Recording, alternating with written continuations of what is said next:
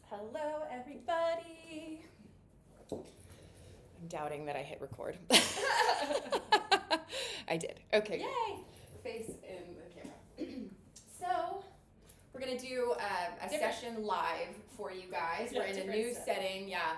And it'll probably look different for a little while every time you see us. Yeah, we're figuring things out. We're transitioning in lots of different ways. Changing things up. Yeah, we talk about EMCS a lot, so we thought it's hard to describe, and sometimes it sounds so kind of out there and woo-woo that we thought just like let's record a live demonstration of what we're doing. And so we're going to work today. You can diffuse any kind of issue, from the pattern of always choosing unavailable men to I've got some left shoulder pain to,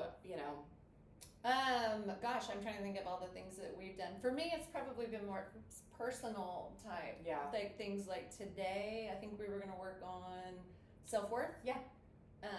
So I think we've done a lot of uncovering, like underlying issues where I might feel stuck, let's say, in my career. I would come to Joan and say, I'm feeling really stagnant. I'm feeling like I'm not doing what I'm supposed to be doing, or I'm not making big strides or whatever. Right. And we would talk for probably 30 minutes before we get around to the fact that I'm not valuing myself, or I'm not valuing my time. Most issues end up distilling down to low self-worth issues. Yes. Yeah, I would For say a majority of people. Majority of mine. Myself included, yeah. Yeah. But yeah, I don't know. Have we done any? I'm trying to think of like physical things. Maybe a couple of times. But regardless, I know that we've talked about it. Like people can come in with a physical, literal, a meat suit issue that isn't necessarily, well, I mean, like for me, my wonkiest system is my digestive system, Mm-hmm. which energetically is like me not processing. Right. There's literally something you're not stomaching well. Yes. Like it's either you're not learning the lesson from a pattern, and so you're not digesting that well. And so often we find that the body is incredibly literal. Hip issues are about balance in life. The left side of the body is the more feminine, receiving side. The right side is the more masculine, giving to the world. And so when we, say your left hip goes out, then there's some sort of issue around balance and receiving in some capacity. And I mean, it's never not shown up that way in the sessions. Feet and knees are about moving forward in life. So when we have issues there, so yeah, the body is incredibly literal. Yeah, and I mean, knock wood, I haven't been having meat. I mean, like Yeah. I haven't had wonky meat suit issues, so we haven't worked on that. Mine have all been more emotional. Yeah, I did a session on myself last week or the week before on TMJ syndrome. Oh. And the patterns that came up, I thought it was bruxism, like just I'm clenching. I'm a jaw clencher. Yeah. We did some muscle testing to make sure, and it's like I don't have TMJ yet. Yeah. But I've got, I'm kind of on my way with those symptoms. It's all related to money. It's all stress around money. I had as I say, I'm a jaw clencher. I had a curse of poverty that we broke, which like curses when they come up, it sounds so dramatic, and like a witch must be involved and a hex was placed on you, and it's not that dramatic. It's just a very deep pattern. Feels like a curse. Yeah. Right? Well, and I think it is like when you say it's a very deep pattern. Past life stuff comes up in a lot of these issues as well, and epigenetics is a real thing. And so even if you have you struggle with latching on to this is something I brought over into this life from a past life, then perhaps think of it on an epigenetic level. That, let's say, your ancestors survived a famine. Right. And that is something that is literally rewrote the DNA of your ancestors to where that memory changed them to where their physical vessels, their gene expression changed so that they could somehow get out in front of another famine, or at least have that epigenetic knowledge of, okay, well, I guarantee you people that have hoarding issues came out of periods like that. Yes. Yeah. Well, when I had said to you, when I was being squirrely with money not too long ago, and when I say being squirrely with money, I was obsessively purchasing things in order to try to be prepared for something that felt really important, and I was not doing it in a way that was either good or healthy or even productive towards what I was trying to do. I was doing it as out of like a fear, and then what if, and then I gotta, and blah blah blah, and bringing that energy to it. And that is hoarding energy, or to me, it felt like hoarding energy. Right, I'm filling up a something because I'm uncomfy. There's a hole. Yeah.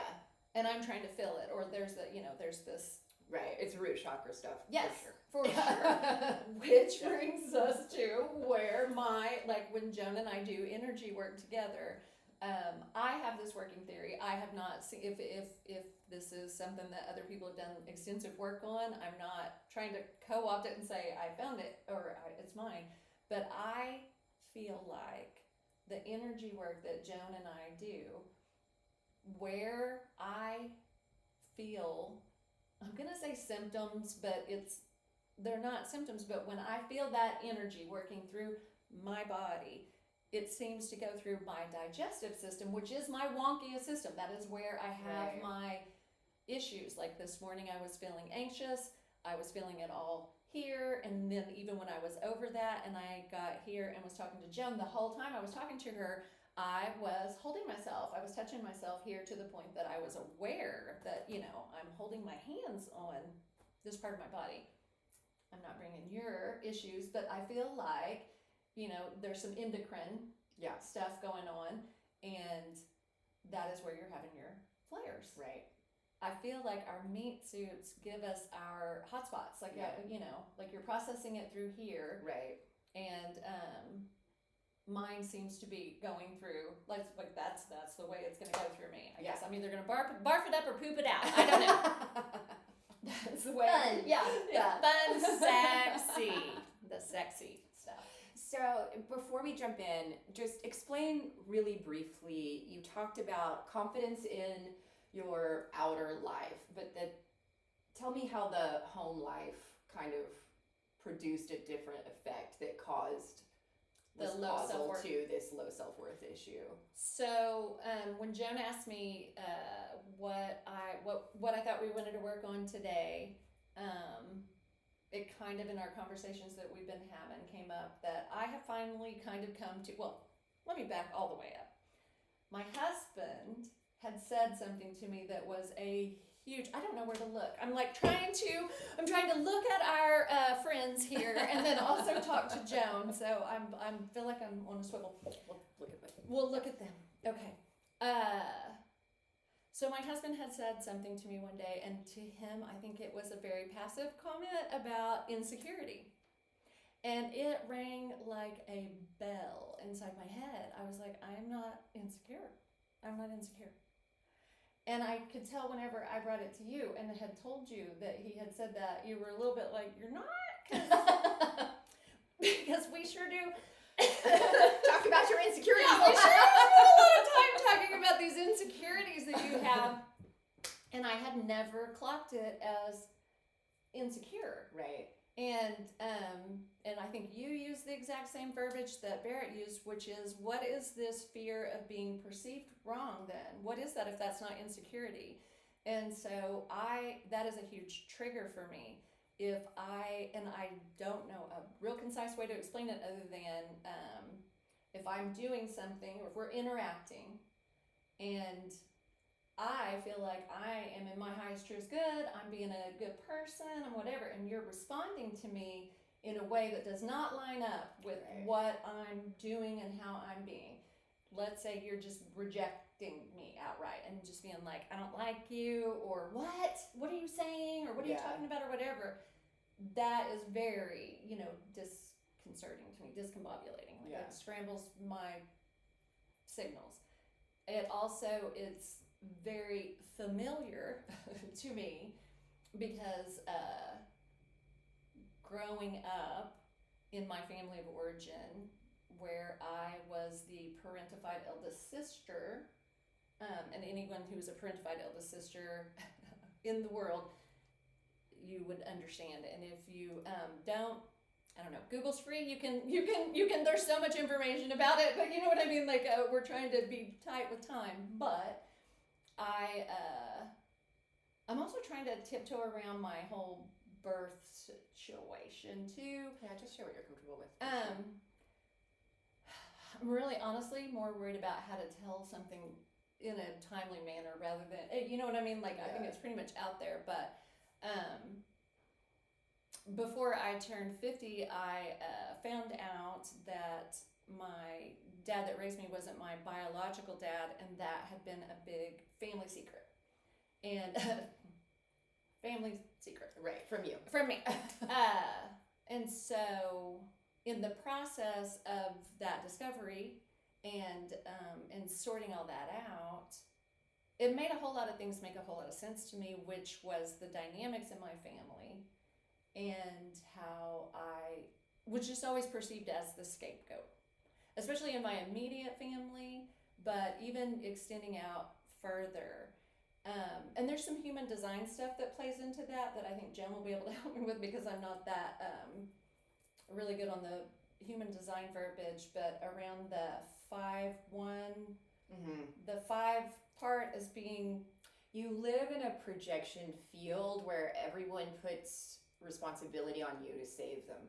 Yes. And they don't even realize that they're doing it. It's not a conscious, well, maybe, but it's more often subconscious.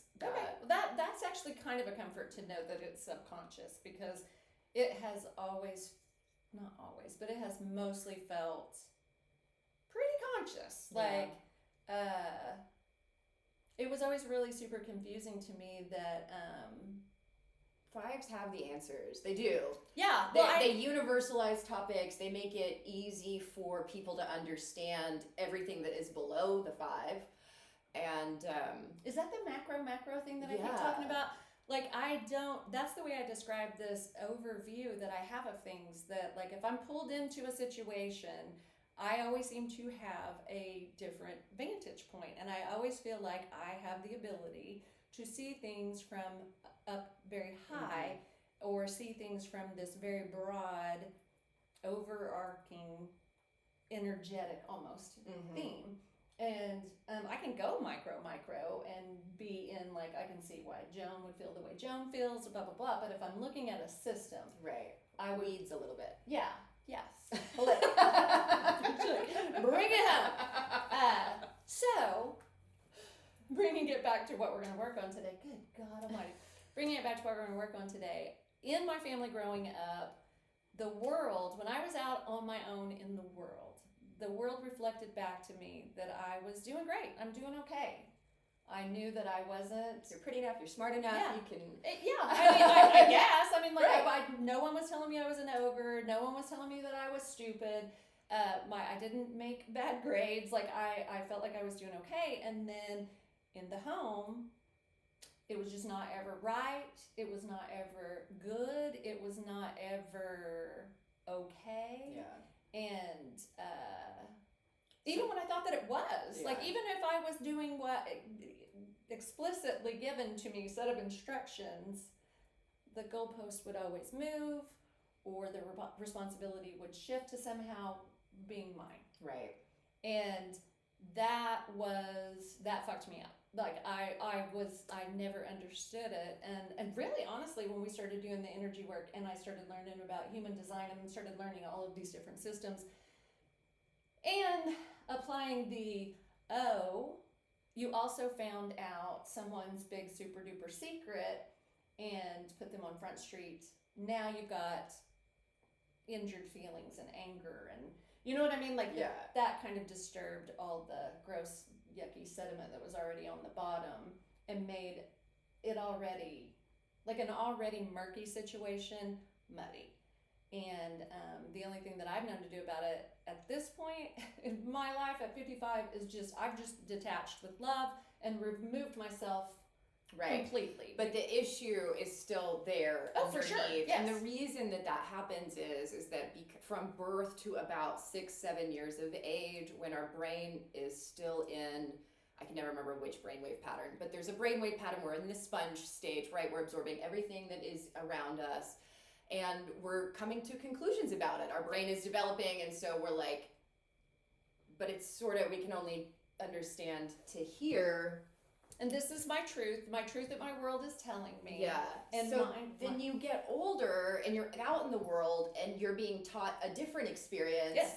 And that's wonderful. And you're like, why isn't it working? Yeah. Why, you know, because these other patterns that got instilled at a younger age are still the drivers of the other thing, even though.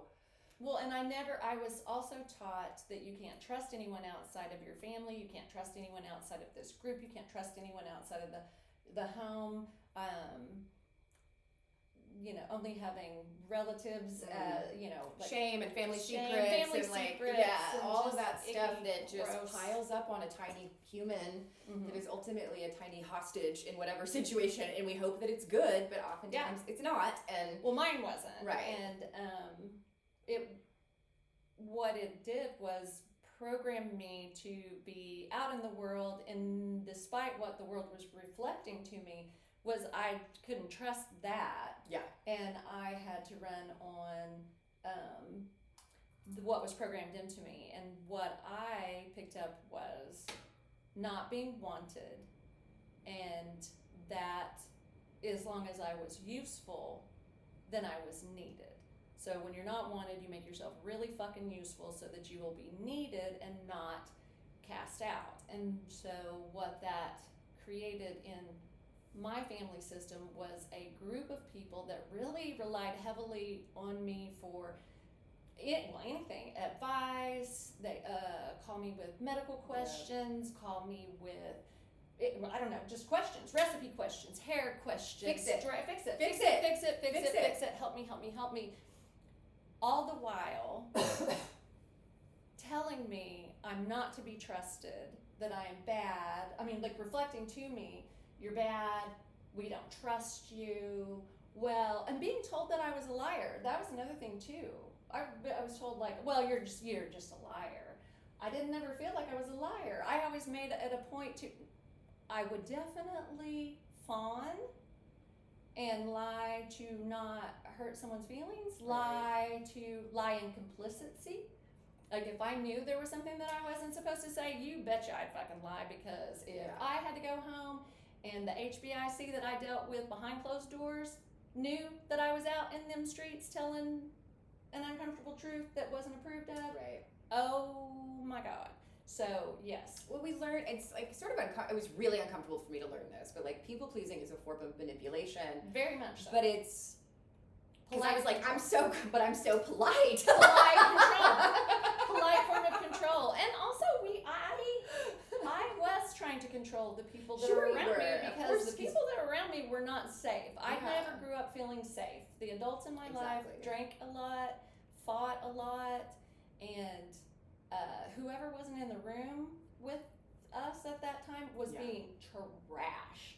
So I just lived under the assumption that if I was in the room, then I was just being raked over the coals behind my back. I mean, like, because that's what they were doing to everybody else. So why wouldn't they be just dumping shit on me when I wasn't there? And it wasn't demonstrated. It wasn't any particular group of people. It was just kind of the way. I mean, like, it was just kind of the way. And to me, that was very normal. Yeah. And so it wasn't until I was much older and got out into the world and started experiencing life on my own that I realized, it was like recently, that I just lived in this cognitive dissonance of just believing that I'm doing okay and feeling pretty confident in myself, but completely devaluing any worth that I had out into the world. And so if that was reflected back to me, I would just be like, okay, I guess you're right. And that really the way I saw that is like people coming to me and wanting me to discount my work, like give them a discount. It was very easy for people to be like, well, and if you can bully me, you can threaten me, you can whatever, and you will never be able to talk me into doing anything. But if you can somehow figure out a way to either guilt me or help me feel sorry for you. Like, you know what I mean? Like, if I believe in your story and I feel really bad for you, then you can take it full advantage. Like, I will be completely, or historically, I have been willing to help another person out because I will feel like, and that's how my ego used to be fed too, was being such a helper, Right. and being such a do-gooder. Yeah. You know, so all the while being told what a piece of shit I was. So I mean, Yes, you can see how it becomes confusing, and then you're still in this place. You're like, I still care what people think. Damn it. You know. Yeah, like, I'm learning to not. I'm being, like I was just telling Joan earlier, being in a relationship now with my husband where I feel very cherished, very valued. Like, everything that I do feels like it holds, you know, great value. It has helped me move the needle on what require from other people as far as treatment and stuff goes. But I have not figured out a way to. Well, I can't control anyone, so I'm never going to convince a group of people that doesn't value me that I have value. What I have to learn to do is, I guess, own it. Yeah, and live without those people. Right. Like, I don't want to. But what you're gonna find is that those people won't be there to. They're not. Once you heal this pattern, you're not gonna find people that think badly about you, because you will think correctly for yourself. So there's no longer a need for this mirror to be held up of like, are you gonna address this? Right. Are you gonna address this issue? When are you going to? So I mean, that's really how it works. Do you value yourself now? Yeah. And like for me, it's really hard to accept that I do value myself. It's hard to accept that I am not valued by people that I value. Like, that has been the hardest thing, is just to accept, maybe not no value, but like I have a very low value. And since I have stopped people pleasing, since I have stopped volunteering, I have made a pretty steadfast rule that if someone comes to me and they ask me for help, I'm available. But I will not volunteer. I will not volunteer for shit. And because I always felt compelled to be like, oh, I'll help. And now I'm just like, no. I mean, unless I feel activated on it and I want to, and then I for sure will. But I mean, like, as far as just, you know what I'm talking about, just dumb shit. I'm not volunteering for dumb shit that other adults are capable of handling themselves. And if that means figuring out who a doctor is, or the name of a thing, or where do I go, or how do I do, or whatever, Google's free. Do it yourself. And I'm being perceived as being cold or uncaring. Right. And so that's kind of fucking with me a little bit too, because I'm not cold and uncaring. And this is specifically your family members, right? Yeah. I mean, I'm sure there are probably other people that I don't know, that probably feel somewhat rejected by me, considering that this has been a pretty abrupt change for me, but it felt like a 911. Like, I was at the point of, I either don't want to be here. When I say here, I mean Earth. Right. Or I have to figure out a different way to be here and make this experience comfortable for me, because I'm not enjoying any of this. Like, whatever's being reflected back to me does not feel good. Right. This group of people that are supposed to be my people, I don't feel valued. I do not feel loved. I do not feel valued. And sometimes we come here and choose parents and family situations that are never going to reconcile in this lifetime. And so there's a chance that is true for you. Oh, 1,000% is true for me. Yeah. But we still have to figure out a way to live without bitterness, or to somehow. I just don't want to be harmed by it anymore. Right. I don't want to feel hurt by this anymore. I mean, it is what it is. It's very sad. It's been very hard. It's been very painful. But it has been such a growth. It's been such a learning experience. It's been such a freeing experience in a lot of ways. But it's obviously still bothering you, because that's why we're working on it today. Yeah. Yes. Okay. Absolutely. Absolutely. So, okay. We are going to get started, friend.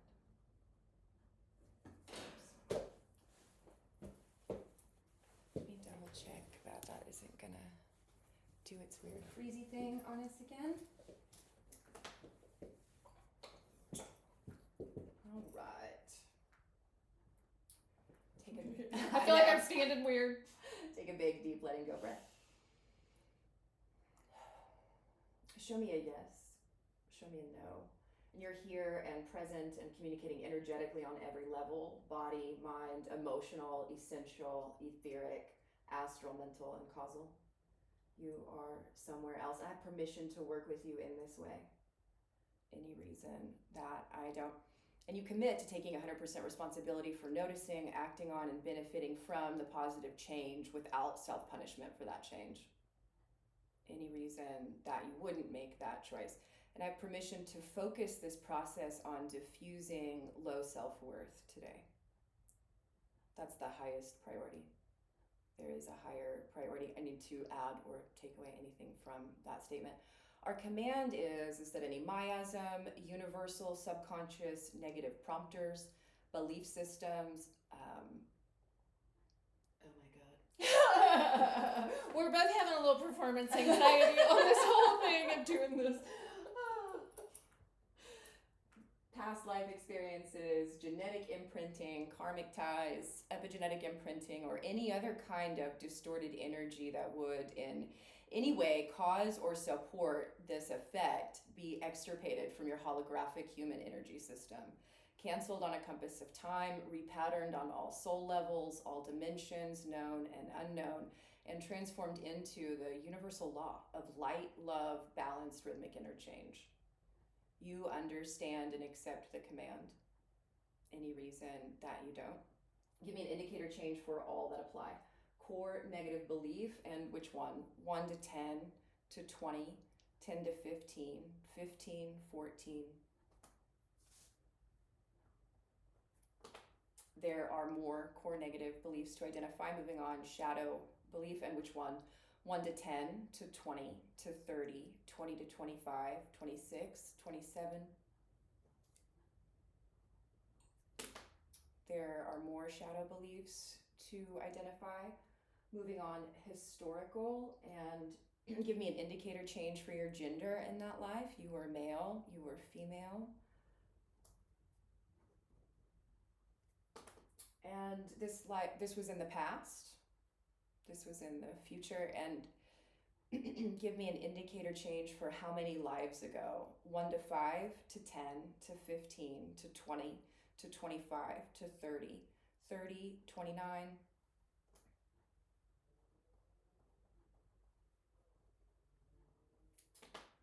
And you lived on this planet.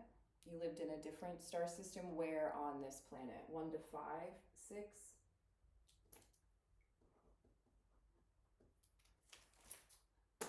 And the age of your death in that lifetime, 0 to 10 to 20 to 30 to 40 to 50, 40 to 45, 46, 47, 48, 49. You were specifically in China. You were anywhere else. This was well, give me your cause of death first. 1 to 5, 6, 7.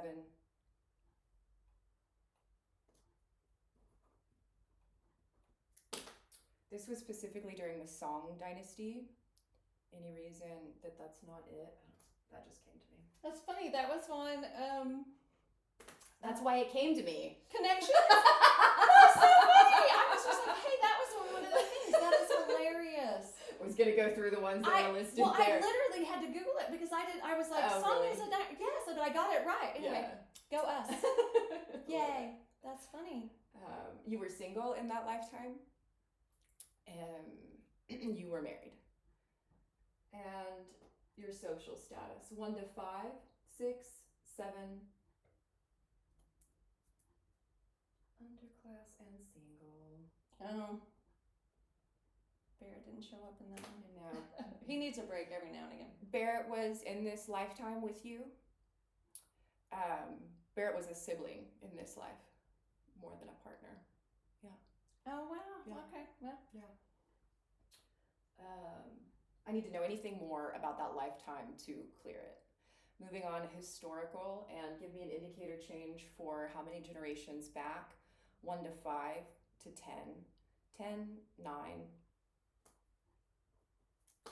and indicator change for mother's side, father's side, and the codon that is being affected, 1 to 10 to 20, 10 to 15, 16, 17, and moving on, ancestral, which side, mother's side, and how many epigenetic ages back, 1 to 5 to 10, 9, 8, and the codon that is being affected, 1 to 10, 1 to 5, 6, 7. Moving on, lost will, and which one? 1 to 5 to 10, 5, 6, 7. Knowing the age that this occurred will be helpful in this session. Any reason that it wouldn't be? 55 to 50 to 40 to 30, 30 to 35, 36, 37. Moving on, a miasm or a symptom of a miasm, divine spirit levels, dimensional levels, an aspect of a negative energetic cord, and which one? 1 to 5, 1, 2, 3. And let's gather a teeny bit more info. Give me an indicator change for this chord's function. 1, and its origin. 1. Did this come from Barrett? Any reason that it didn't? Fascinating. What? And I don't even know what it is yet. I can't wait. I know. Give me an indicator change for its attachment site in your field. 1, 2, 3, 4. It's a meridian. It's a meridian. Knowing which one will be helpful. Those are. This is new. Or, I mean, look at this. It has never come up like this for me. Yeah.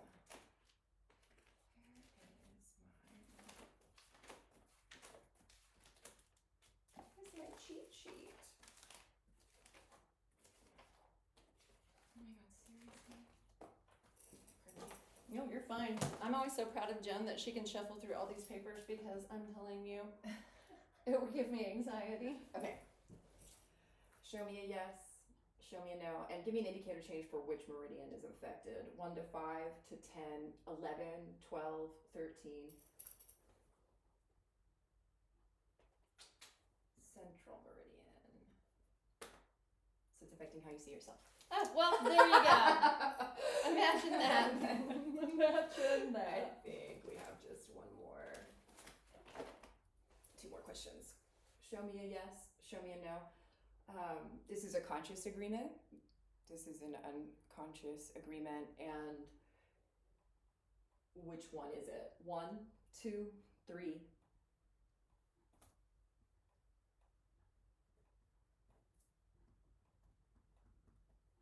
And the timeline that this originated. 1, 2, 3, 4. And this is specifically this past life that came up in Asia. Any reason that that's not it? Very cool. All right. I need to know anything else about that to clear it. Moving on. Rituals, curses, and which one?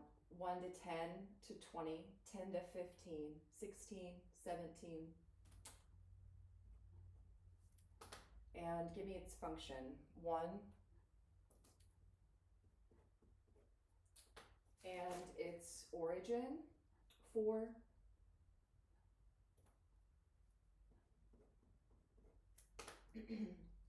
Where is this attached? 1. And which chakra? 1, 2. Always your sacral friend. Mm-hmm. This is a conscious agreement. This is an unconscious agreement. And which one? 1, 2.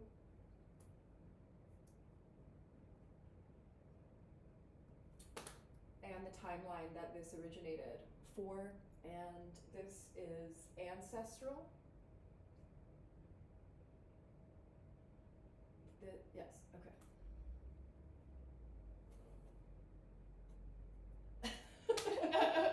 Give me an indicator change for the subtle energy bodies affected. Physical, etheric, astral, mental, causal. Just, all of them. All of them. The level of responsibility, emotion. I don't have the chart for me. I know, right? I'm usually on my office and it's on there's the wall. a cheat sheet on the wall that tells us. Antagonism. Okay, well. Give me an indicator change for the avoidant behavior. 1 to 5. 1, 2. The universal fear. 1 to 5. 1, 2. I mean, obviously self-worth was going to come up. Yeah, actually, it's And the reflective mirror. 1 to 5. 5, 4. Oh, my tummy just growled. My tummy's been growling this whole time. And the element. 1 to 5 to 10. 10, 9. And the matrix systems affected. Matrix 1, 2. Give me an indicator change for the specific point. 1 to 5. 1, 2. And which one? 1, 2.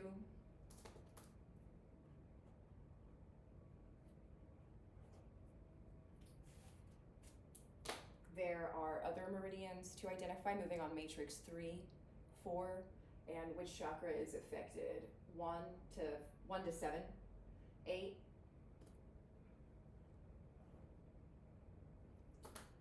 There are other chakras to identify, moving on matrix 5, 6. This is skeletal. This is muscular, and which one? 4. And which one? 1 to 10 to 20, 10 to 15, 15, 14. I can't write all of a sudden. Like, my brain and my hand are not working in tandem. There are others in that category to be identified. Moving on, matrix 7, 8, and which one? 1 to 5 to 10, 10, 9.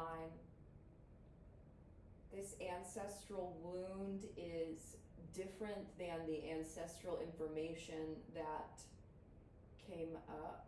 No, it's the same, but I need to clear that specifically in a different way than just clearing the codon alone. Any reason that I wouldn't do it that way?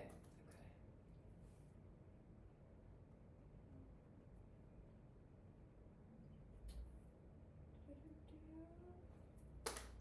There are others in that category to be identified. Moving on, matrix 9, and which one? 1 to 5 to 10, 10, 9.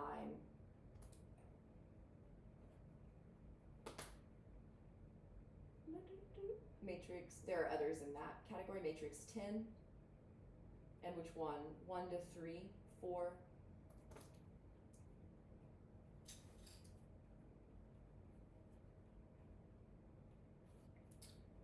There are others. Moving on, matrix 11, 12, 14, and which tooth is affected? 1 to 10, 1 to 5, 6.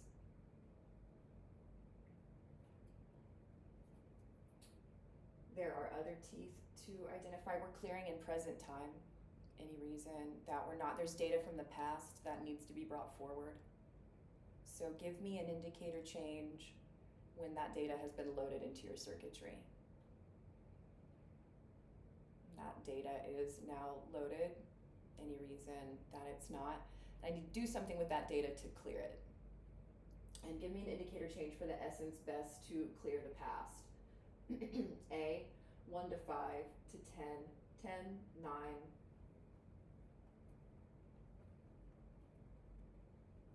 And how many drops would you take? 13, on the tongue. Oh, here. Oh shoot, thank you. The color does dip down, I've noticed. I don't, it might have, Oh shit. Oh no. boo.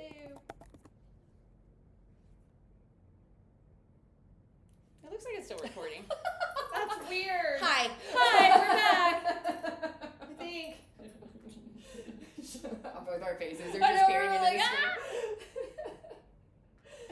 Show me a yes. Show me a no. Give me an indicator change for the essence best to clear codon 17. A, 1 to 5.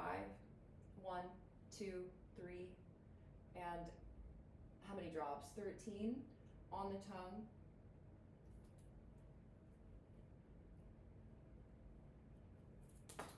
The essence best to clear codon 7A, 1 to 5, 1, 2.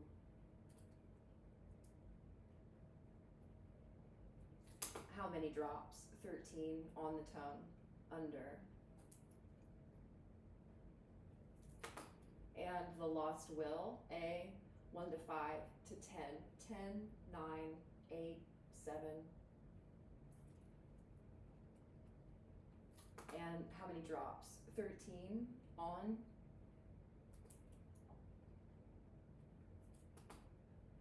The essence best to transform the negative energetic cord.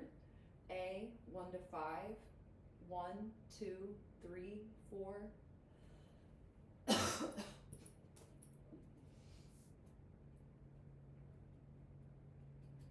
How many drops would you take? 13 on, under. And the curse. A, 1 to 5 to 10, 10, 9, 8. How many drops? 13 on, under. The divergent meridian, A, actually, it's a celestial blend, any reason that it's not, which one? 1 to 5 to 10, 11, 12. How many drops would you take? 13 on, under.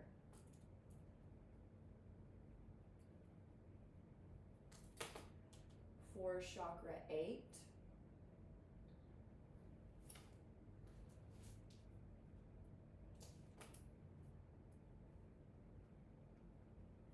how many drops would you take? 13 on, under. The essence best to clear the muscle. A, 1 to 5 to 10, 10, 9, 8, 7. I'm so sorry. Oh, you're fine. I'm sorry that you have a tickly throat. I I know. And the more I talk, the tighter it's getting. You might still be irritated from. Yeah. I almost died last night. Yeah, she was choked.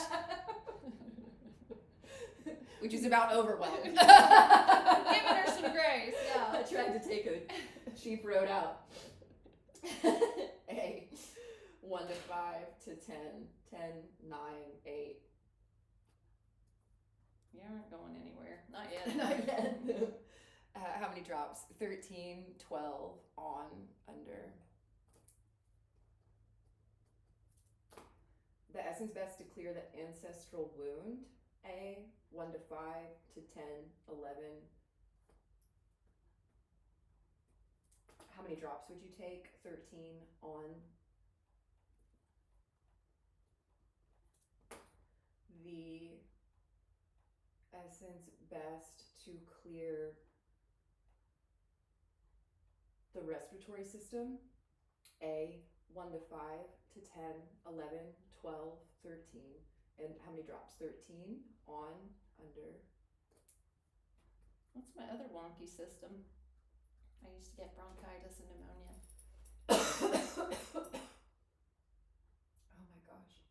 I'm so sorry. I'm so sorry. No, I know that it's like irritated, and that's a very specific, annoying irritation.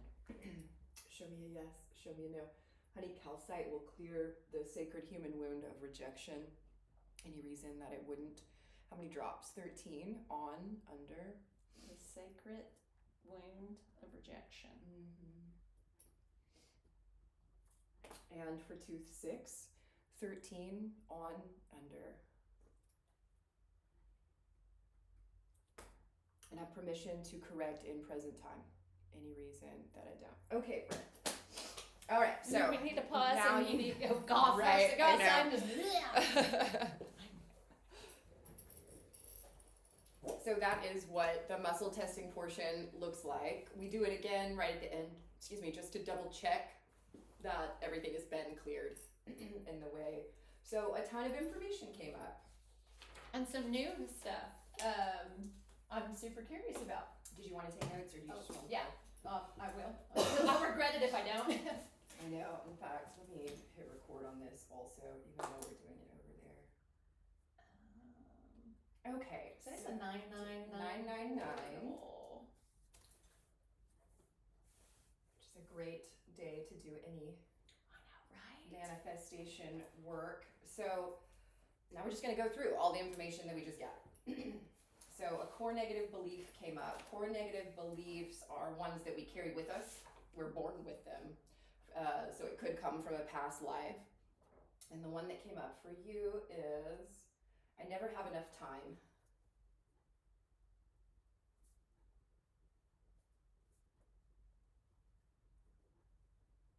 And the shadow beliefs are ones that we adopt before age 6 or 7 when our brain is in the spongy stage. I don't matter. Oh, there you go. Yeah. So you can see already how having underlying patterns like I never have enough time and I don't matter could destructively run the show for your whole life because you're constantly trying to prove those wrong. Yeah. But your subconscious mind is never going to prove your conscious mind wrong. I think I just said that correctly. I might have said it backwards. Forgive me. Your conscious mind's never going to prove. Well, and my whole thing is if that's the script that's running is that I don't matter. Not only is that the way I'm operating in the world, but that's also the people that I attract to me. Right. In operating in the I don't matter and I never in this devalued state or a state of me devaluing myself. I am giving myself ample opportunity to play that out in relationship with other people, which explains a lot of my past. Right. And needing to prove that I am worthy or I am wanted, that I have, value to people that are determined to not see my value, right. To not see my worth. Right. And that is why it's so helpful to do this, like to clear these. Like, so you're like, oh, and they're all dramatic. Everyone has them, and they're all very dramatic. They're like, no one loves me. Yes, these are always the worst possible. Like, take it to like everyone's dead. Right.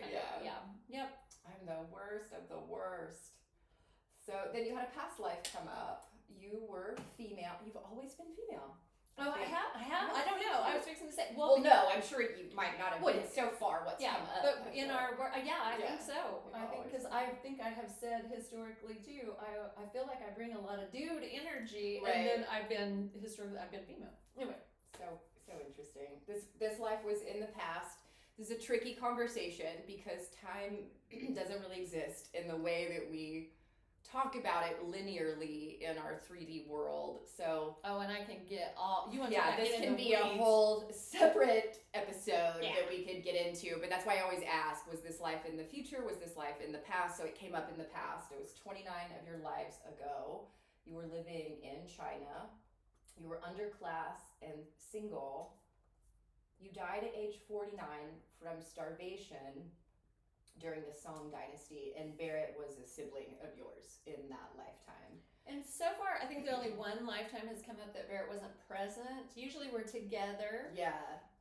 Like as a couple. Right. And through other woo-woo, he means Barrett and I have been told that we're twin flames. And so we have been playing out this twin flame dynamic in so many lifetimes, and it's really been really cool and really validating that they come up with Joan, because what we were told by a shaman was in our playing out our twin flames, the way that happens is Sid and Nancy is always the example given, but until you work out your shit, you come here to scrap it off, and usually it's in the most violent of ways, like they kill each other. I mean, like, you know, and we have uncovered multiple ways that Barrett has kind of done the end.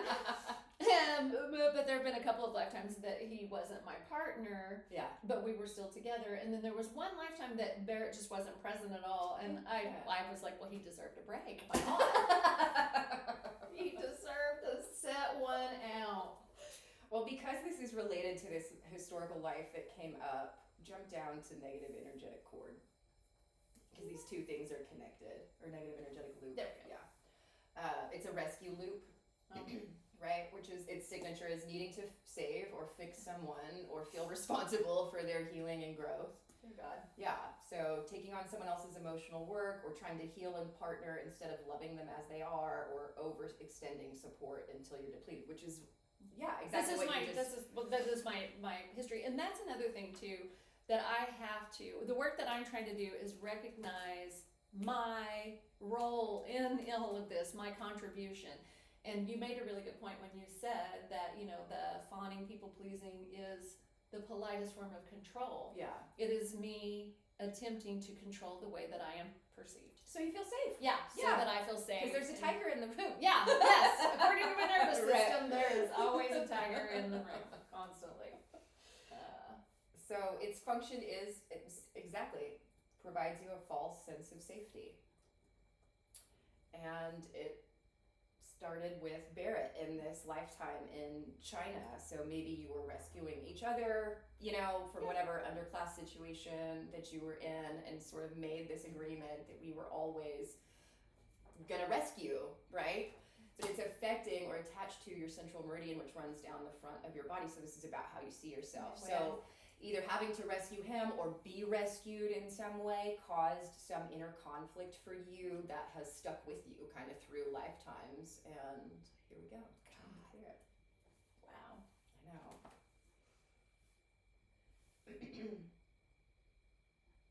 Amazing. Okay. So let's go back up now to genetic. We'll go through. So on your dad's side, it was 9 generations back. Those are about 40 years. So what is math? 9 times 4 is 36. Thank you. 360 years back. And it began affecting codon 17, which is about opinions, a shadow of opinions. But when it shows up genetic, it looks like inherited authoritarian patterns. Oh, well, hello. Strict rules, rigid opinions, unyielding beliefs were passed down, really limiting mental openness. And this ancestral mistrust of new ideas coming in, right? We mistrust anything new or mistrust change because we've had trauma in some area. So it's leading you to try to create your mind like a steel trap, right? Of like,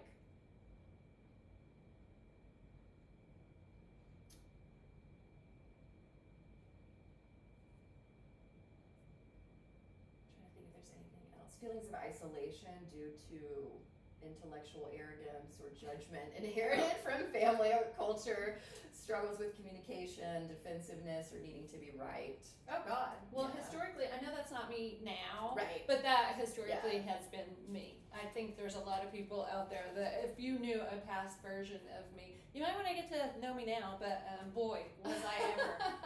I mean, I'm still opinionated. Like, I'm definitely, like, I'm old and I'm definitely opinionated, but not. It's not rigid in the way not that it rigid, used and it's to. not important to me anymore that everyone know my opinion. Right. Like, I have historically grew up feeling, well, because I had adults asking me, you know, as a child, asking me for adult. Right. I mean, like, it was very confusing. Yeah, very confusing. So then ancestral, so epigenetic inheritance on your mom's side, 8 generations back. Those are 50 years, so 400 years. And it began affecting codon 7. The shadow of 7 is division. So ancestral, epigenetically, cultural conditioning, it's narratives based on us versus them, enforcing hierarchy and mistrust across classes, races, and gender. So this codon is literally where we see culture wars, race wars come from. And it's this fear of power, collective wounds around leadership, creating inner conflict, around wielding your own personal influence. Well, how many times have you heard me say that? Like, I don't want to be in charge. I don't want to be. I don't want to lead. I want to guide.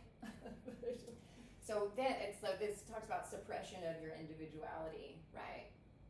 So you don't want to be perceived as different. So you're like, I'll just, how do I normalize? How do I fit in?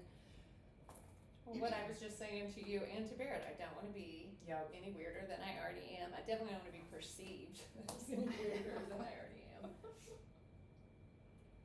And then,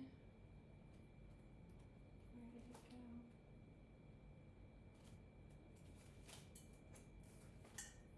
The lost will came up around age 37 for you, and that was important for you to know. I mean, that's all, like, my 30s going into my 40s is when I blew up a whole life and then went into an even shittier version. Didn't know it at the time, but frying pan fire. Right. So this is God's denial of the vividness and reality of the rainbow spirits. So what that says is, my imagination, intuition, and inner visions aren't real, or worse, they're dangerous or wrong.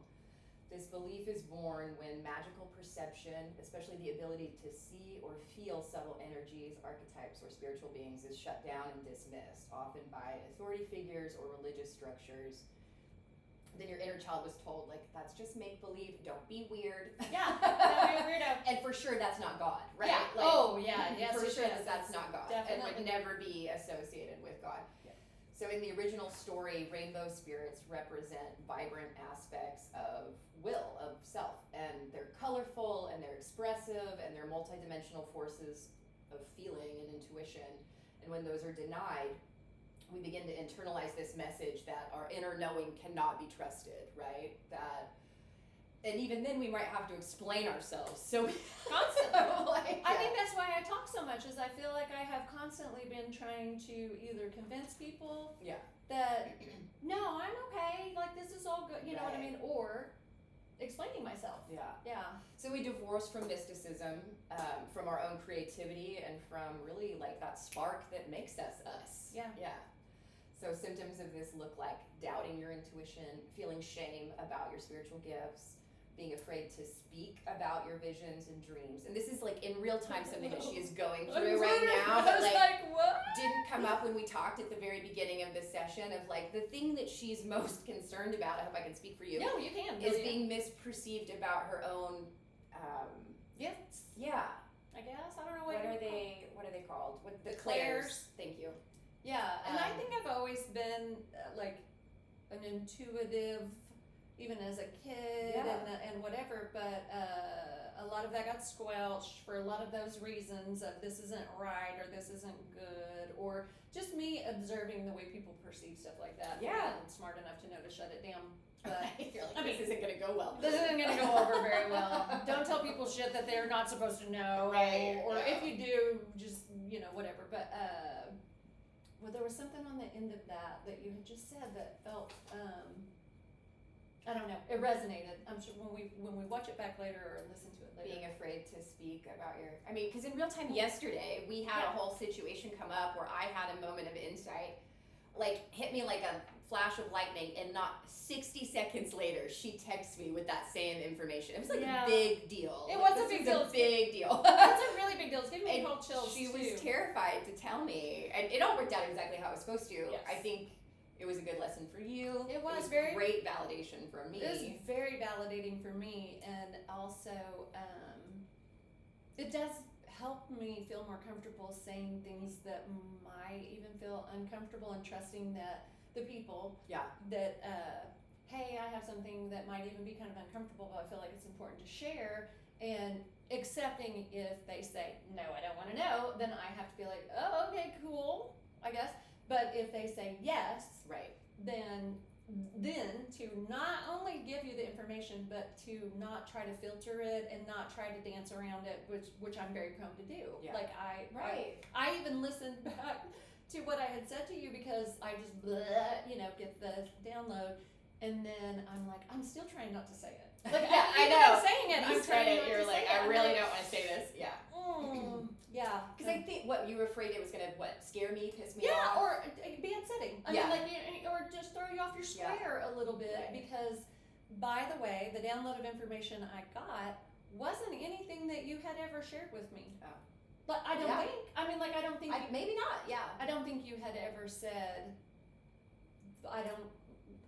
I mean, it's about a move that I'm making. Yeah, I was like, and changing offices. Yeah. So nothing life-threatening. No, nothing scary, but it's big. Yeah, it was big. It's going to be a yeah. big shift. Yeah. And what I got, and that was the part of it too, is it involves me a little bit, which also makes me feel incredibly uncomfortable. I get that. Because I'm going to insert myself or something. Yeah, it's just like, oh, you're not going to do that anymore because you're doing something with me. You're going to do something with me, and it's going to be cool. And I don't ever want to feel like I'm selling anything, because I'm not, but the way I get information, usually it's in pictures. Like, I'll usually just get this fully formed. It's kind of like what I said to you before, like if I had asked you if you'd read a book or seen a movie, and you say no, like, here, I have the movie. It's like, I know the whole thing. And that's hard to explain to someone. Right. Especially without sounding crazy. Which is why we're trying to clear so that she can own her superpowers and use them for good. So, okay, so then we had, lost well. We talked about the negative energetic cord. The curse that came. Yeah, I don't think I keep touching my microphone. I don't think I've had a curse yet. Oh, really? I've had the cords, a ritual, but I've not had a curse. This is my first curse. I'm kind of excited. I'm actually not kind of, I'm very excited about it.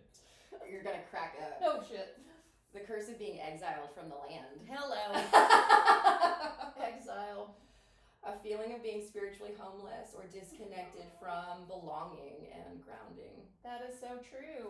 One of the things, like, as Jen's gotten to know me, like, I'm a project. Well, we're going to talk a lot about human design, and if you're not familiar with human design, if you tune into this, you will be. I'm a projector, which is kind of an alien. I'm an Aquarius, which is kind of an alien. In the family that I grew up in, I was an alien. I mean, like, it's like that is not fitting in. Yeah. Or feeling other. Feeling exiled. Feeling exiled. That has been a running theme, so it shouldn't be a surprise that comes up. But my God, sometimes they're so on the nose. So on the nose. So this is providing the same, because this is your story. Yeah. I get exiled. Yeah. Right? This is just what happens to me. So you keep creating. Perpetuating. Right. But it also gives you a false sense of safety because you know the outcome. I'm going to get exiled. Literally what I was going to say, which is one of the things that my brain really, really likes is predictable outcomes. I am prone to watching the same show over and over, or the same movie over and over. I've read the same books multiple times. Like, I was not even aware that that's what I was doing, or that it was a comfort thing or whatever. So it tracks that.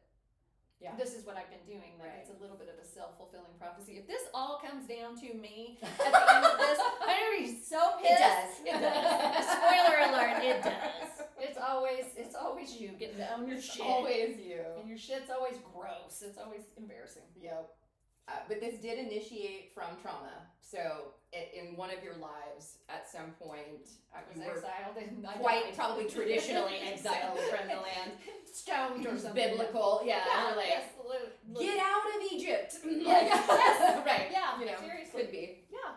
So then this created a loop that now shows up on a smaller scale in your family of origin, especially. Yeah.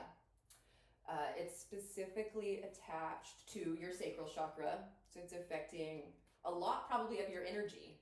Oh my God. And your creative, juices. Which I feel like I've just started finally trying to get back. Like I left a situation where, you know, my husband and I, we bought a bus, we moved into this bus, we did all this big change, and then my nervous system just collapsed. Yeah. Like I literally just, like I've said before, they don't call it a nervous breakdown anymore. They call it a dorsal vagal collapse.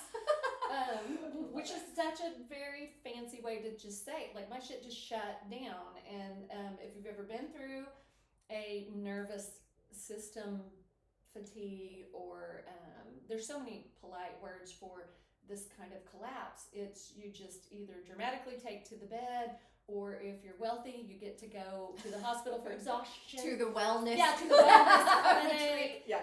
Or whatever. So for this last year, and God love my husband, Barrett, has been such a facilitator, a cheerleader for this, a champion of it, but I've slowly been finding my creativity. I've slowly been allowing myself to paint, to draw, or to write, and to speak. And for the longest time, I didn't feel like I had a voice, and I didn't feel like what I had to say mattered. So. Because it was too dangerous. Well, there you go. To be alone or to be seen. Both. Yeah. Right. Yeah. Yes. Yeah. So that was holding that in place. Eek. Exiled from the land. I know. It's affecting every... Yeah. Oh, yeah. Physical, etheric, astral, mental, causal, all of my bodies. And then the level of responsibility that came up was antagonism, which correlates to shame. Mine is always shame, by the way. It always, but almost always. I can't even think of a negative that wasn't connected to shame. Apathy, maybe, but yeah, shame Maybe comes apathy. up a lot. Yeah, you're right. Apathy and shame. You're right.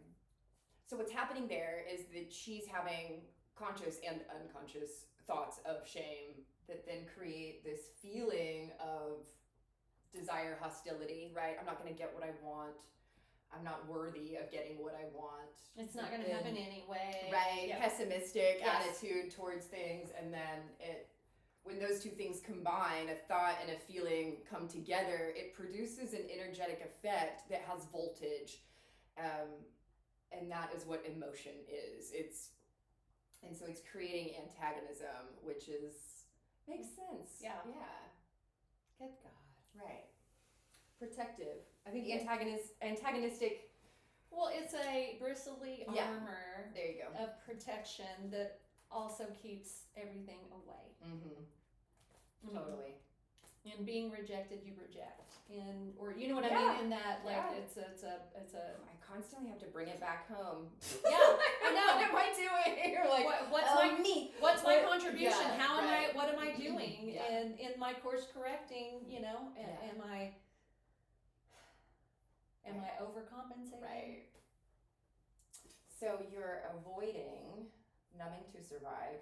Well, there you go. I need something outside of myself to function, whether that's, and we all have the ones that we have, like drugs and alcohol, shopping, sex, food can be a big one for a lot of people, gambling. I mean, we all have our thing that we like to kind of numb out on Netflix. My phone is right now, I would say, just tuning out, disassociating, and it doesn't even have to be just scrolling through TikTok. It can be, I've even mahjong. An online mahjong. Barrett noticed that the other day. He's like, "What?" Because I was just tapping away. I was just you don't even know. So yeah, my phone, my computer.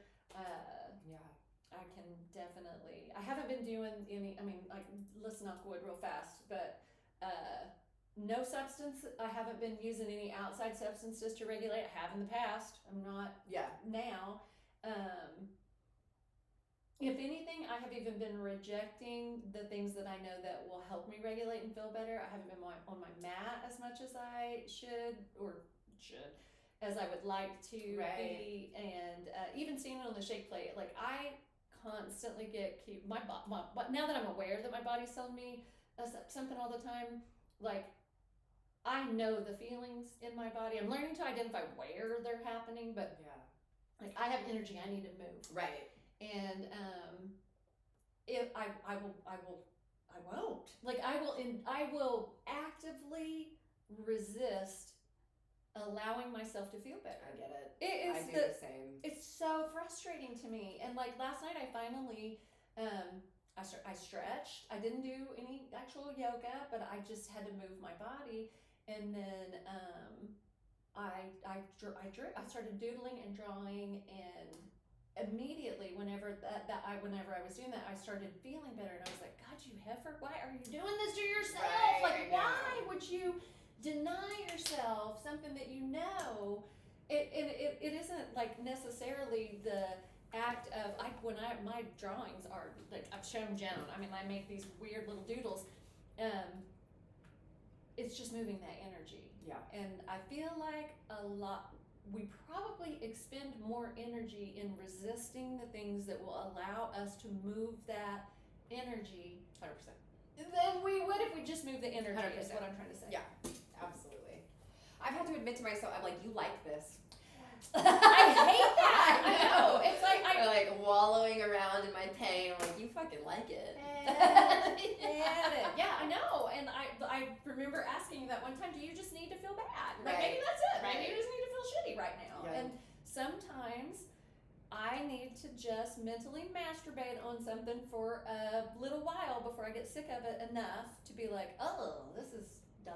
Right. This isn't even real. Yeah, I'm I wallowed for a long time. yeah, I'm literally given this energy in order for it to stay alive. Yep. So the upgrade there, like, I honor discomfort as divine communication.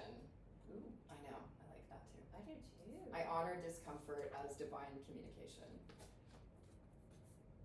I'm so discomfort avoidant. Like, I don't like being cold or hot. I don't want to be too full. I don't want to be. It drives me crazy about myself. Maybe that's one of our bonding things. Like because you can give me grace in the fact that I don't find middle easily. Yeah. I don't. Like I'm a temperate kind of girl, but we live in Oklahoma. Yeah. I know, which is another thing too, where I'm just like, God, can I just get out of Oklahoma during the hot and the Someday. cold? Right. Yes. When is that? I know. So there are fears that come up for humans that are pretty universal that we all deal with, and this one's directly on the nose, the fear of self-worth. Oh shit. And it seems like something like ironic, right? Like, why would we be afraid of the thing that we're wanting to improve? Oh my God, well then I'll have to live up to it. What do you mean? I will have to uphold it. If I show you how high the bar actually is and you're aware of it and I have to hold that, well, that puts me on the hook.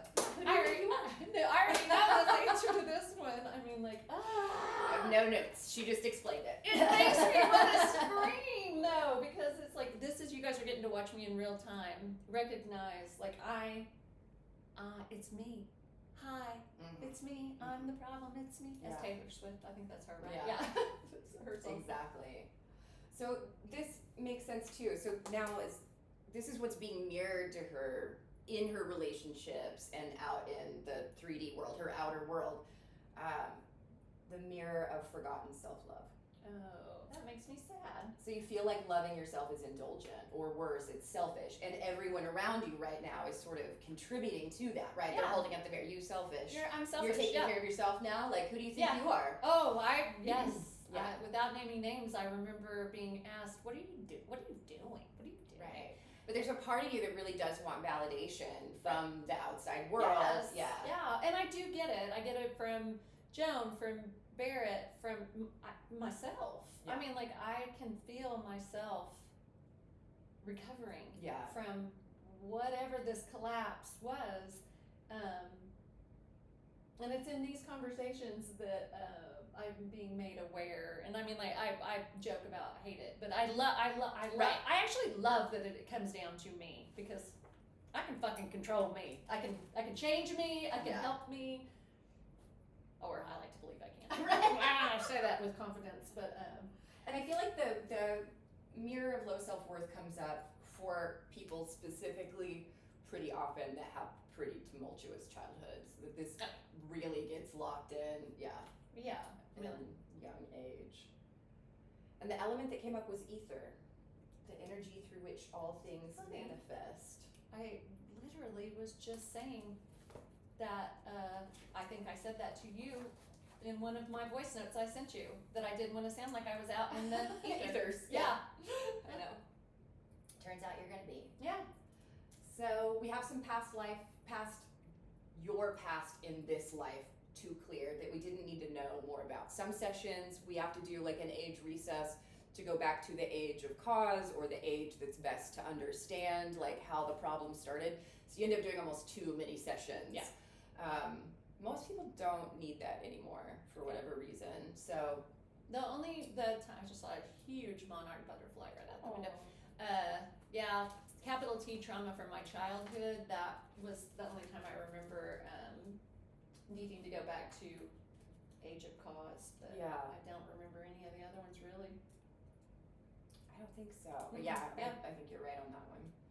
So now we're breaking down the matrix systems that are affected. So the different systems of her body that this issue, this underlying subconscious program that is sort of running the show, where it's living, how it's showing up in the physical body, which I think is one of the most important parts to really pay attention to, because we just don't live the Western world does not live in a place where if your toe hurts, it means anything about your life. And it's just not true. And we're gonna learn more and more as new studies come out that the mind-body connection is so great that Western medicine has probably been looking at things. We deal with symptoms in Western medicine. I like Western medicine. Western medicine. I was gonna say, I'm a fan of Western medicine for when I have an ear infection, but I also know that there are and this. And this, yeah. And lived example. I mean, Yeah.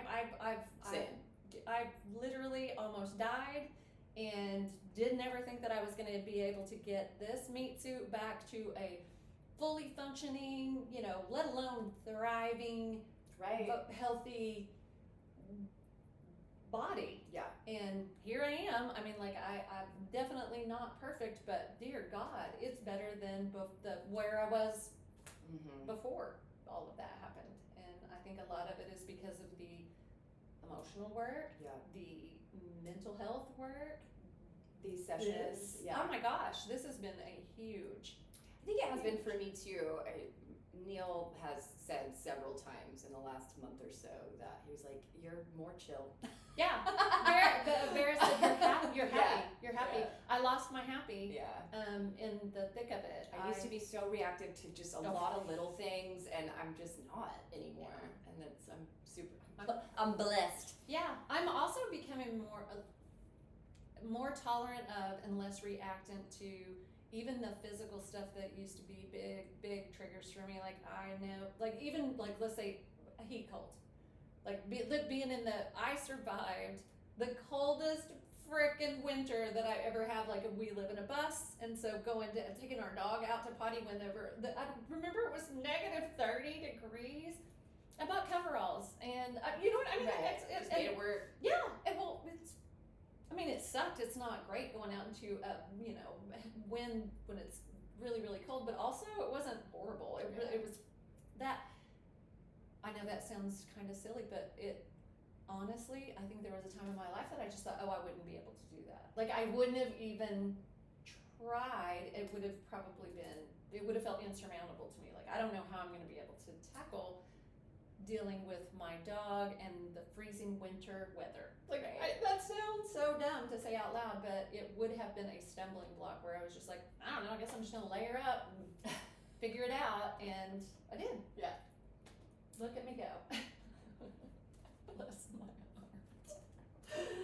So you had a meridian come up that was divergent, so you're not getting enough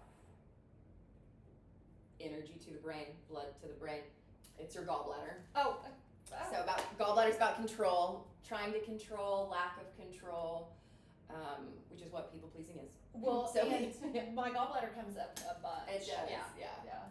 The gallbladder meridian, I believe, and I always say the same thing every time. She gone. She gone. And that's another good point to bring up, though. Like even if you've had your gallbladder removed, the meridian energetically, and you still the meridian is still there, and in your etheric body, you still have the blueprint for all of those things. So. Just like all the other bits and bobs that get removed energetically, those, not parts, but they're still with us. Yeah. Like that. I didn't know that for the longest time. I was like, well, that doesn't apply to me. Right.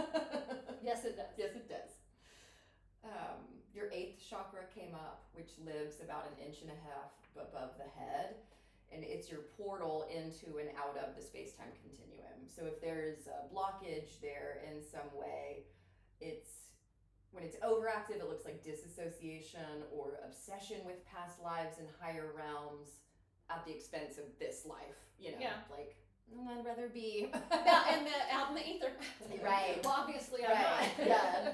And when it's underactive, feeling disconnected from your own guidance or purpose or trouble accessing your intuition. So you probably vacillate. I was just going to say, I think I do vacillate, and I think that I haven't found middle, which is what I just said, like finding that has been very hard for me. I think more than anything, this line here, it's this bridge between your ego perception and your higher awareness. And you have so much higher awareness, but your ego is like, well, what if I get it wrong? What if people, No, judge that's me? It. Well, honestly, that's really crazy that you say that, though, because one of the things that I haven't said, and I mean, like, it has literally, I haven't said it because I haven't wanted to. Right. Which is this. Me being able to manage my ego. If my ego gets involved in any of it, it fucks it up completely. Right. And it's one way or the other. And I hadn't thought about it in the self-doubt. I fear being overly confident. I fear I fear of coming off being like too like I know this for true or whatever. I have never ever given anybody anything and said, well, this is just the way that it is and this is what I know. I've never been that way, but that's my fear. Right. And I'm constantly telling myself, don't let your ego get involved. Don't let your ego get involved. And I never thought about it in the counter of my ego being afraid of looking like a fool, which is what it is. Absolutely. Like, oh my God. A light bulb above my 8th chakra just lit up like a little light bulb above my head. She's back. Yeah. Wow. Wow. This is affecting a muscle of yours. Flexor digitorum superficialis. It's always these weird extender muscles. Well, if it has anything to do with this right in here, this is where I literally have all the issue. Well, I'm also a hairstylist, so I mean, my trigger hand being a little worn out at this point in the repetitive movements. Yeah, it's not that shocking, but it is that it's super specific to a place where I have issues. Yeah. But see, that's what I'm talking about. Yeah. She's like, my hand hurts, and you would never take it back to, it's my feelings of low self-worth that are really affecting my hand. But this is very real. Yeah. And by the way, I will fully acknowledge my feelings of low self-worth originate from me. Other people are reflecting back to me what I have condensed into my core belief about myself. Right. I am in control of that. This is the work that we're doing, is to hand that power back to me. I think you're taking on a little too much. Good. Thank you. I really do. It's like, because you didn't know any of this. True. I mean, a lot of it you didn't know most of this. True. Right? And we just uncovered a whole shit ton of patterns that are keeping this issue supported. Keeping it in place. Yes. It's your responsibility. Yes. It's not your fault. Yes, thank you. That's the verbiage I didn't need. It's kind of like whatever happened, and it kind of set the table. Yeah. I don't have to keep going. I can fucking rake all that off into the floor, and I never have. And in playing out the energetic patterns that were laid out for me, right, and not having the autonomy. And I don't know if anybody, maybe, I'm sure people do grow up and given the autonomy to say, now you get to be who you are in the world or whatever. That is it's less than 1%. Yeah. That has not been my lived experience at all. I hope more kids are born into that life. Oh, for sure. That's the table I'm trying to set for my grandchildren, that they know you are so safe to be whatever flavor you want to be. You want to be weird, be weird. You want to be studious, be studious. You want to be whatever. I mean, and know that they have that. And by the way, I disclaimer, no one's being blamed. This is not Right. a blaming Yeah. anything. Yeah. This is, for me, this is more of an acknowledgement, and I know that I've done more work with this and around this to feel really comfortable with it, but I have a feeling the ears that aren't ready or prepared to hear some of the things that, Yeah. will definitely take this as shots fired or an offense, and it's not. This is me figuring my own shit out. An ancestral wound came up, but not more information around it. So maybe something different than these codons. So we're clearing that. It needed its own essence to clear it. Your respiratory system is being affected. It's your venous arterial energy. So it's like, yeah, your lungs are literally not getting enough blood supply in return, and the lungs are about taking life in. And yeah. You have a sacred human wound of rejection, which also makes complete sense. Tracks. Of Sacred human wound of rejection. That sounds. It's this wound of not being chosen. This pain creates a belief that you are unworthy of love or belonging. Signs: abandonment issues, people pleasing, fear of intimacy, or defensive detachment. Well, I mean, that's all of the. I think you're gonna have to do your password again. That's weird. It has never done this before, as we like to say. Yeah. Are we still? Yeah. Okay. We're an hour and a half in. As I shoot coffee out my nose. And then you have a tooth that came up. Number 6 is your upper right canine, and it relates to courage, assertiveness, and decision making, reflecting your response to external expectations. It can embody feelings about authority figures, institutions, or societal structures. There's a tendency to be hypercritical of those closest to you. Strength lies in the ability to speak your truth to authority and power figures, standing firm in your convictions while navigating external pressure. This area can also hold memories of war, invasion, occupation, carrying an imprint of feeling helpless at the mercy of a dominant power, right? And then you were exiled from the land. Right. Wow. Well, then apply that to, well, we're not even going to go into present day, but, it is September 9th of 2025. One of these days we'll be looking back on this and being like, oh, and then these cycles play out. Yep, exactly. Okay, so now she's going to take 1 million drops. Oh, yeah, this is the fun part where, sorry. You're okay. So we use gem and mineral essences. I've never seen it all packed up like this before. They're suspended in water and, oh god. Alcohol? No. The mother essences are suspended in alcohol, but then when we use these, oh my god, I'm blanking on Glycerin. Glycerin. Glycerin. Yes, I was going to thank say they're you. sweet, but some of them are spicy to me. Like some of them actually feel spicy. Mm-hmm.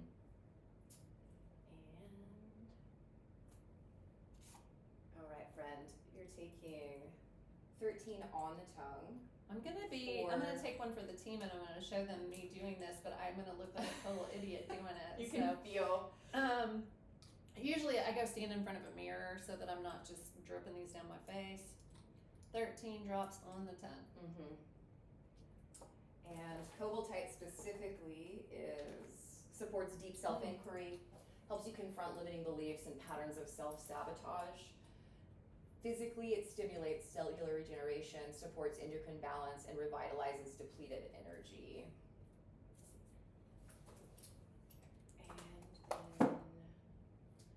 And this is the part of it that's just magic to me, and it just works. And right. I mean, like it just works. I don't have anything to read to you about this one. 10 chakras blend, 13 under the tongue for codon 7. So there's like hierarchies that get built into our genetics.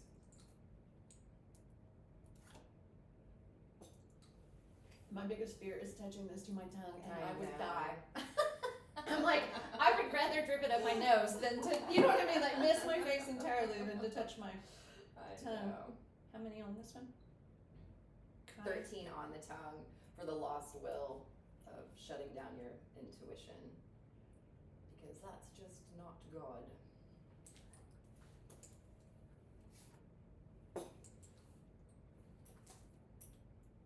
What did I just give you? calms your astral body, grounds excess emotional energies, supports mutual understanding, and soothes the excesses of those addicted to emotional trauma. It helps those who focus too much on past wounds to accept the facts and move forward.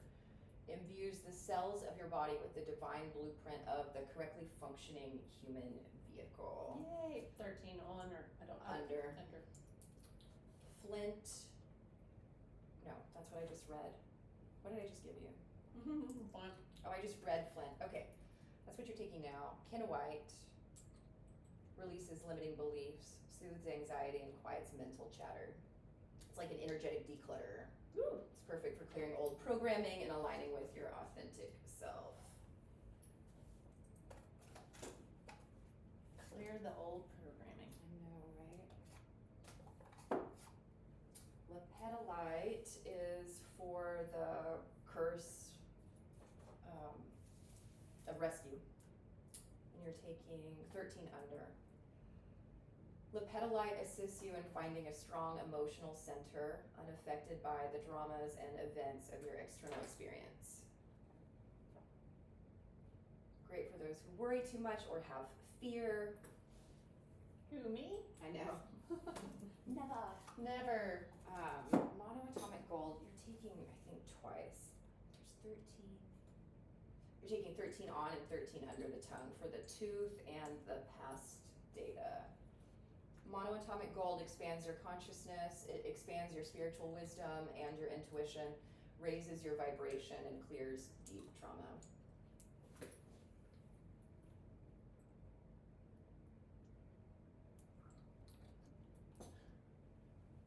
My goodness. Good thing that tastes good. Vision Quest. Vision Quest. I like the droppers that suck it all the way up to the top because I know you get 13 drops out of those. It's pipestone, turquoise, and silver. This blend guides you into the no-time quantum field, opening your inner eyes to multidimensional perception. Ooh.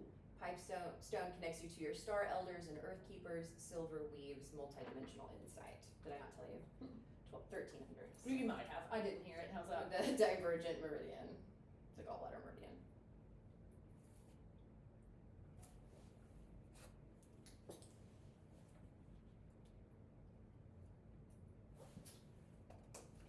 And that is for your 8th chakra, 13 under.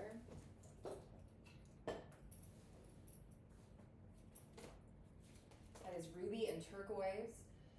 It activates your creativity, your manifestation skills, and grounds you with spiritual awareness. It lights the way through darkness and supports safe exploration of spiritual dimensions. Ooh, I like that one. Yeah. That one's spicy too. This is a spicy one. Only my projector clients can tell the difference between the tastes of them, which I think is really That is- interesting to note. One of the things that I was listening to a podcast on my drive over here to Jen's and was listening to a woman talk about Sorry. projectors and 12 under. she was saying that we need to have projector friends. Like projectors need projector friends around them, and I had never heard that before. That makes number one. sense.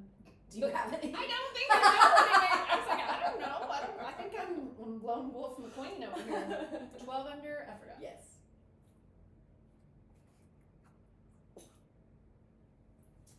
I read that to you earlier, but this is for that extension muscle in your lower arm. I'm just gonna Trigger say it's gonna heal my trigger finger. Feel your trigger finger. Rainbow obsidian. Yep. For the ancestral wound, 13 on the tongue. The difference between taking it on the tongue is that you're taking a physical action to diffuse the issue. If it's under the tongue, you need support at a cellular level. I'm splashing this on my face, right? I know, you're good. Appreciate your effort.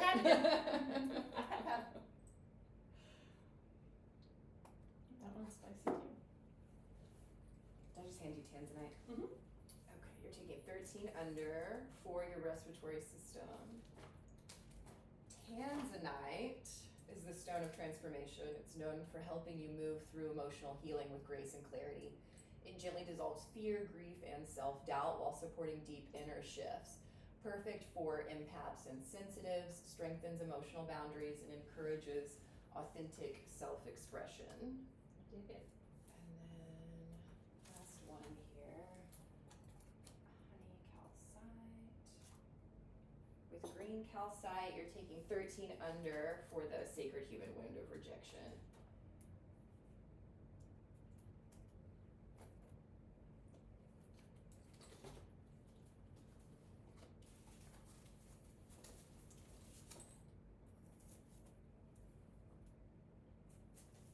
Okay, gosh, that's the fastest I've ever found them in there too. But I know, I was like, I'm really impressed. Yeah, That me was too. the I was first like, time it yeah. took me I felt like an hour, and I was like, oh my god, I kept apologizing to my client. I was like, this part doesn't usually take this long.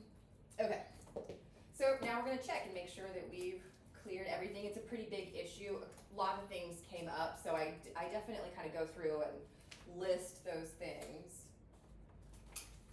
Okay. Show me a yes. Show me a no. The core negative and shadow beliefs, I never have enough time and I don't matter, have absolutely and completely been transformed into the universal law. Any reason that that's not absolutely true? Codons 17 and 7 are now replicating perfectly in your DNA. It's anything else. The lost will of not feeling safe to listen to your intuition has been cleared, as well as the curse of being sent out from the land. I'm forgetting how it was phrased. Exiled from the land. And this negative energetic cord of rescue has been transformed as well. Any reason that's not true? So 100% of all blockages and distortions have absolutely and totally been cleared from your holographic human energy system and has been transformed into the universal law of light, love, balance, rhythmic interchange. This is true on all levels, all dimensions, known and unknown, all points on the compass of time, from the beginning of time to the end of time and all points in between. It's anything else. And the negative energy is 0 and the positive is over 100. Any reason that's not true? And we're infusing the energy of the element ether. So whatever that looks like. I picture it like bubbles, but I picture it like a silvery mist was literally what I just saw. So cool. Yeah, love it. Whatever that is. Get that in your mind's eye. And then we're bringing that energy of the ether forward in time with your past data. We're bringing you into the present moment, bringing you right here, right now. And you are right here, right now in present time. You're anywhere else. And the negative energy is 0 on this issue in present time. Any reason that it's not. There will be withdrawal or residual from this. There is some aspect of this that is remaining. And there's homework. Any reason that there wouldn't be, and the homework is focusing on the ether. And how many days would you do that? 1? And how many times a day? Once a day? Once a day. Just tomorrow. Tomorrow, get to meditate on the ether. And then typically what I do from here is I've also done a recording and audio of this, and I take that transcript and create a report for you that Which you is get. really powerful. It's really been powerful. I wasn't doing that at first, and it's so helpful to be able to really see kind of a rewrite of the story of what's going on, taking all of this information and really like telling a different story with it. Yeah. And how these things were supporting this underlying problem. Yeah. Or this issue. Yeah. So those have been pretty powerful, and you get those within a day or two. I just realized this morning that I forgot to send one last week. So I forgot too. It's been a busy week. It's been This has busy. been a lot. I blame the moon. It has been. Yeah, it really has. And like we're entering eclipse season. Yeah. So good news. It's only going to get busier and weirder. I know, right? Hang in there, friends. Yeah. We ran long, so Yeah. I'm going to jump off. Imagine Welcome to our Yeah. session. This is the way it goes. Yeah, every time. No, I didn't mean that towards you, but like we're always going to run long. It's like Yes. Yeah. Lots of love. See you next time. Bye. Bye.